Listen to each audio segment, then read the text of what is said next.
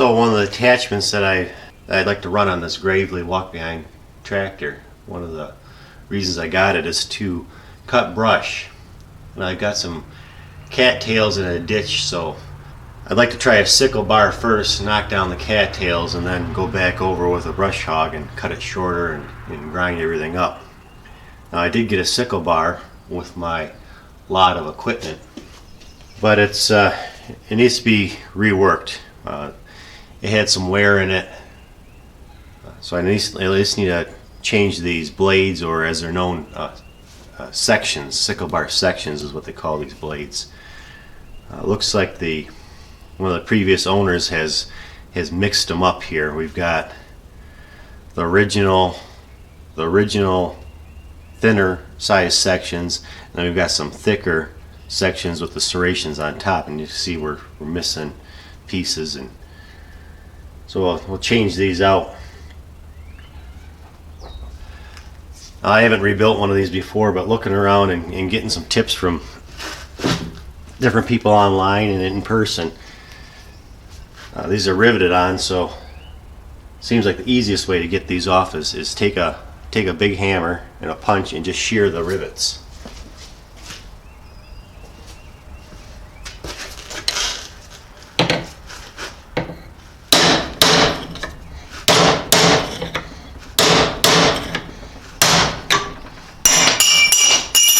Just like that. Sure it'll go a little easier as I progress and learn this a little more. And then what's left of the rivets should just drop right out of there.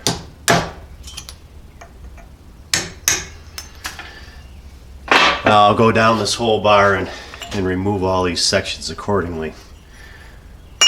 I have gone and marked in these center 4 holes are for the drive on the sickle bar, so I want to make sure I don't accidentally reinstall rivets in there when I put the new sections in place. So as I was saying, the bar had a mixture of sizes. It had these original thinner plates and some thicker replacement sections in them. Probably something you can buy at Tractor Supply or something, or a farm store like that. The sickle mower wasn't set up for these new ones, and because of that, I think that's the reason that these wear plates have got some excessive wear in them here. So I'm going to go ahead and change these wear plates out. See, I've got some new wear plates I'll install there. They're a little wider, but they'll work. Got a hardened edge on them. But I'm going to go with some more easily obtainable of the thick style. The thick style sections, like what was in there. So this is a 3-inch wide section. To keep them from wearing, I need to shim up these retainers. You know, we got the wear plate. I've got my retainer, and the section goes inside. Here's the original section. You see, slides nice. The new sections, well, it doesn't slide. So to fix that, we shim it up. The place where I bought my parts from, they offer shims. Well, as this isn't a regular application, this is kind of a custom deal. I was unsure on the size, so I've got some shim stock, and I'm going to make my own shim here. I'm going to start with about 15 thousandths. I think that's going to put me in the ballpark of where I need to be. Of course, I'll find out once I bolt it up and bolt it all together and finish it. But I do have some 10 thou steel, and then a variety of brass shim stock if I have to. But the 15 thou, if you put even if I put a clamp against here, it seems to give adequate movement on here. You know, I don't want too much, I don't want it too tight in here or it might clog up while I'm using it. But at the same time, I don't want it too loose, so this will hold down and cut. So 15 thou seems to be pretty good. I think if I went 20 thou, I think it would have too much play in it. So for those who haven't made shim before, you know, you can buy different rolls of shim stock. I get mine from McMaster. Lay it out. A good way to put holes in it, I find, I've got this little cheap import shim punch, which 15 thou steel is pretty tough on these, but on these punches. But I'll probably have to put this in a V block and take it to the surface grinder and resharpen it when I'm done. It's already got a little burr on it just from doing one shim, but I'll make four of these shims and we'll go from there. So in case anybody was wondering how I came up with the thickness for my shim sizes, I was lucky to have enough to have some of the original sections for this. So I measured the thickness of this section and I measured the thickness of my new sections, which is a 30 thousandths difference, and those are the thickness that I need to shim up the keepers or pressing plates or whatever you want to call them that holds the sickle bar in place. So I've got 15 thousandths shim stock, so I'm cutting the size, transferring the holes out, and punch some holes in them. In order to do that, like as I mentioned, I've got this shim punch. And you would put this shim in here, line up your hole, put this in there, and you can hit this with a soft face hammer or a mallet or something that's not going to damage it. But it's pretty violent operation, and it tends to be hard on the edges of these too. They're not the best quality thing. So I've got this Dake 202 press. Put this in here. I'll line it up to the hole in the plate here, but I want some support all the way around the hole that I'm going to be using. So then I'll line this hole up.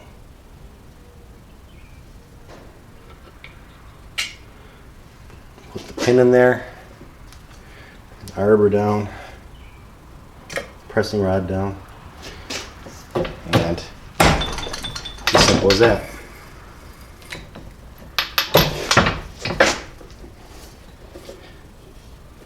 And that's all there is to it.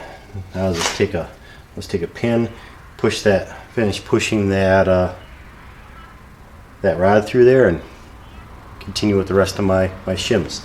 Shims are 15 thousandths thick, so I'll need 2 shims on each of the 4 plates. Just finishing up installing the new sections on the sickle bar using these 9/16 inch long rivets. I believe they're number 5.5. Could have gone with 5/8. 9/16 is what appeared to be in the original mower, but I could have gone 5/8, especially with these little bit thicker sections.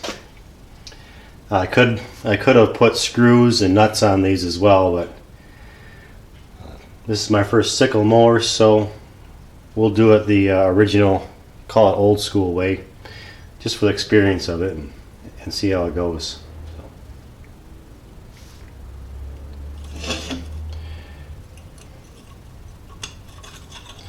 Now I see that these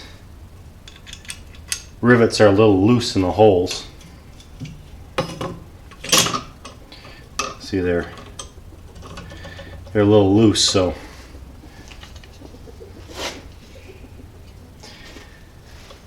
I find the first couple of hits with a hammer, you want to get some decent weight behind it and seat these rivets.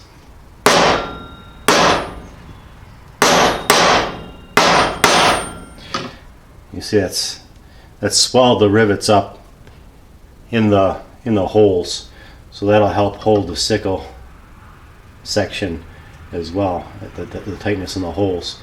So I'll finish driving this down, and when I get it pretty close to being driven down, I'll round it out a little bit with the ball peen on this hammer. So I could have used a little longer rivet, and it wouldn't hurt nothing.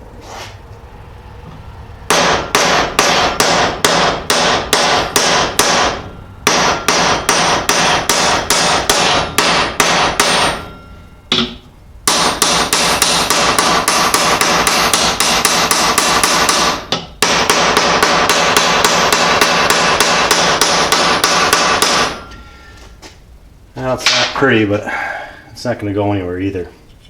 I made sure to mark these holes because this is where the drive lug, or whatever the proper name is for it, that goes on here, that works as bar back and forth.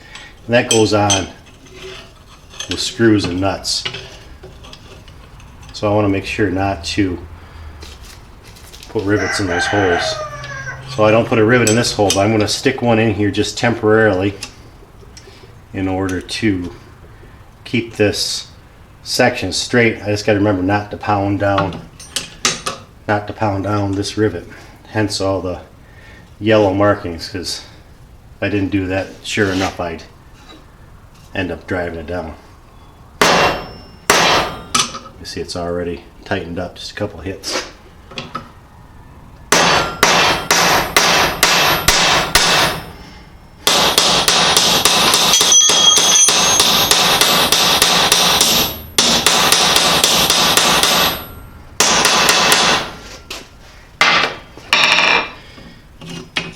And this center one's going to, of course, be completely held on with 2 screws. Take this out. So there you have it. There's the re-sectioned, or however you want to say it, sickle bar, and the rooster outside the door. The reason I chose these particular sections is the bottom pieces that these wear on are serrated on the sides, so I got the serrations on the top. From what I've read, these will stay sharper longer without needing to be touched up. I really can't sharpen them too much anyways, because you'll grind the points off them, so they'll kind of sharpen themselves as they wear back to some degree, I guess. So as this isn't going to see a whole lot of use, I'll cut some brush with it, and we got a very small hayfield, but I was planning on cutting that with a handheld scythe, but maybe we'll try this out there too. So I've got this all back together. A couple of items of note is I had to put some new bolts in these, some new plow bolts. A little tip, I originally ordered 7/16 by 1.5 inch long plow bolts from McMaster. They ended up being too short. I ended up ordering 7/16 by 2 inch long, and then just trimming them down after I installed them. So if you have to buy some, go ahead and order the 2 inch ones. I'm planning on trimming them. Now this very center section here, as I said, is held on by the bolts that holds the drive block. Now those screws wouldn't fit through the holes in the sections, so I had to open them up to 1/4 inch to allow those bolts to be installed. 1/4 inch is the same size as the hole in the piece of bar stock that all those sections are bolted down to. So I've got it all assembled. Everything seems to have the proper clearance with these new thicker sections on there. You'll notice this one clamp or pressure plate or knife retainer, whatever the proper name is different, but it seems to have the same clearance as everything else with the same thickness of shim underneath it. So, and the most important thing is it turns by hand.